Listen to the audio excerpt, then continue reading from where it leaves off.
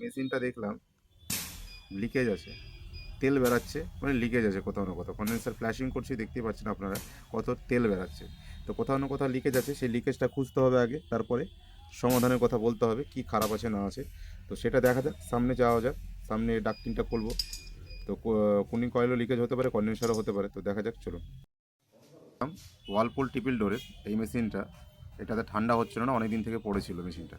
তো আমরা পাট পাট করে সব খুলে নিয়ে দেখে নিলাম কী কী প্রবলেম আছে না আছে। প্রথমত আমরা পিছন দিকটা দেখে নিয়েছিলাম রিলেটা খারাপ আছে কি না, তো কিন্তু রিলে খারাপ নেই, মেশিন চলছিল কম্প্রেসার, কিন্তু ঠান্ডা হচ্ছিল না। তো গ্যাস এর মধ্যে এক ফোঁটাও ছিল না। তো প্রথমত লিক আছে কি না আছে সেটা আগে ডাক্টিন খুলে দেখে নেব, আর কি কি খারাপ আছে সেটাও দেখে নেব। তো চলুন দেখা যাক। এই দেখতে পাচ্ছেন, সেই জন্য কী হয়েছে, ফ্যানটা পুরো জ্যাম হয়ে গেছে, রাস্ট পড়ে। তো ফ্যান আমরা দেখে গেলাম, তো ফ্যান আমরা তারপরে নিয়ে আসলাম, নিয়ে এসে এই যে ওয়ালপুলের অরিজিনাল, একদম অরিজিনাল ওয়ালপুলের ফ্যান, এই ফ্যানটা লাগিয়ে নেবো। এই যে একদম ফ্রি ঘুরছে, আগেরটা খারাপ ছিল। তো এর মেশিনটার প্রবলেম আছে, মেনলি ছিল ফ্যান খারাপ, আর যেটা ছিল লিকেজ ছিল। এই যে লিকেজটা আপনাদেরকে দেখিয়ে দিচ্ছি কোথায় আছে না আছে, সেটা আপনারা দেখাবো। তো আগে সর্বপ্রথম ডায়ারটা খুলে, কারণ এতে সিটিসি দিয়ে ফ্ল্যাশিং করতে হবে, কারণ অনেক দিন থেকে পড়েছিল, তো সেই জন্য কী হবে, ময়েশ্চার ঢুকে আছে এর মধ্যে, সেই জন্য ওর আগে ফ্ল্যাশিংটা করে নিই। তো আমাদের জোগাড় করে নিয়েছি, এটা ডায়ার দিয়ে কাক সিস্টেম করেছি, এর মধ্যে সিটিসি দিলাম, আর আমাদের কাছে আর22-এর সিলিন্ডার আছে, এই সিলিন্ডারটা দিয়ে আমরা ফ্ল্যাশিং করব।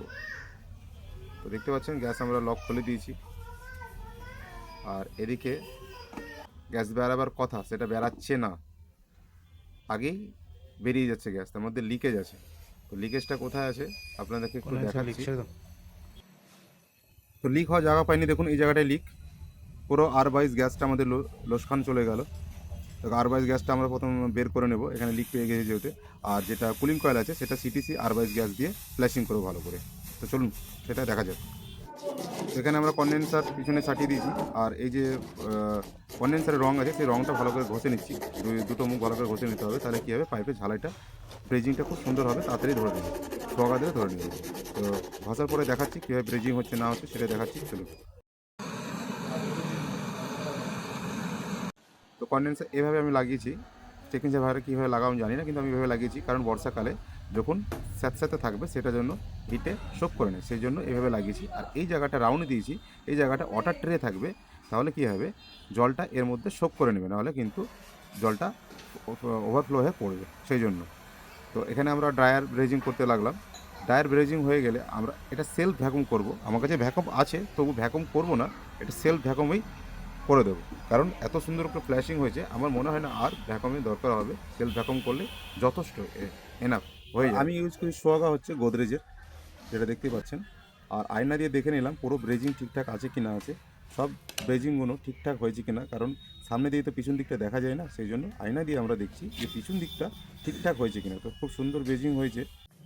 তো দেখতেই পাচ্ছেন এখানে পাইপ লাগিয়ে দিলাম, সেলফ ভ্যাকুমের জন্য রেডি। তো কাস্টমার বললো চা খেয়ে নাও আগে, এই যে চা দিয়েছে আমাদের জন্য। তো চাটা খেয়ে সেলফ ভ্যাকুম করতে স্টার্ট করব, তারপরে গ্যাস চার্জ করব। তো চলুন।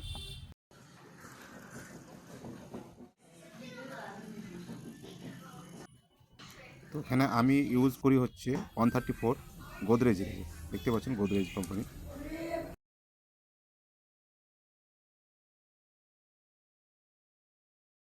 তো এখানে দেখতে পাচ্ছেন আমাদের 9-এ দাঁড়িয়েছে মিটার, গ্যাস চার্জ কমপ্লিট। আর আমাদের যেটা ডাক্তারি যেটা দেখার, সেটা হচ্ছে হিট কেমন আছে না আছে, আমরা হাত দিয়ে যেরকম ডাক্তাররা জ্বর মাপে সেরকম আমরা কন্ডেন্সার ফ্রিজের বডি দেখলে আমরা বলে দেবো মেশিন ঠিক আছে কি না। এটা আমাদের ডাক্তারদের মতো পদ্ধতি সেম। আর এই জায়গাটা নোংরা আছে, এটা পরিষ্কার করে দেবো। আর এটা খুব নোংরা ছিল, এটাও পরিষ্কার করেছি, আর খুব সুন্দর ঠান্ডা আসছে এখন, ফ্যানটাও ভালো ঘুরছে। আর তারপরে যে দেখলাম লাইটটা কাটা আছে, তো লাইটটাও লাগিয়ে দেবো আমরা, পুরো মেশিনটাকেই ওকে করতে হবে, তো লাইটটাও লাগিয়ে দিই। তো আমাদের এখানে লাইট লাগানো কমপ্লিট, দেখতে পাচ্ছেন সাদা এলইডি লাইট লাগিয়ে দিয়েছি, আগেরটা হলুদ ছিল, এটা একটু এলইডি লাইট লাগিয়ে দিলাম। আমার কাজটা কেমন লাগলো আপনাদের, কেমন ফিনিশিং হয়েছে একটু কমেন্টের মাধ্যমে জানাবেন। আর সবাই ভালো থাকবেন, সুস্থ থাকবেন, নেক্সট ভিডিওতে আপনাদের সঙ্গে দেখা হবে।